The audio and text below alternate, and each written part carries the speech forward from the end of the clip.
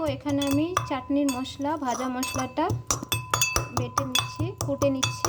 এখানে যেহেতু আমের চাটনি করছি তার জন্য একটুখানি ভাজা মশলা করে নিয়েছি। এখন ওটাকে একটু বেটে নিচ্ছি হালকা হাতে। এই যে আমের চাটনি, এবার এর মধ্যে আমি এই ভাজা মশলাটাকে দিয়ে দিলাম।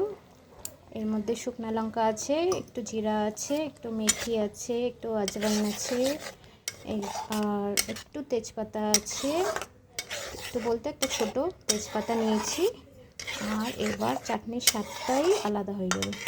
যারা যারা আমের চাটনি ঝাল ঝাল খেতে চাও তারা শুকনো লঙ্কা একটু বেশি করে নিয়ে একটু ভেজে ওটাকে গুঁড়ো করে চাটনিতে দিয়ে দেবে। তারপরে দেখবে চাটনিটা খেতে সেই লাগবে। তো এই যে হয়ে গেল আমার আমের চাটনি, দেখতে পাচ্ছ।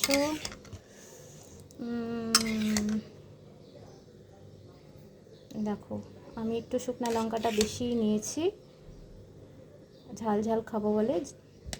তো হয়ে গেল আমার আমের চাটনি।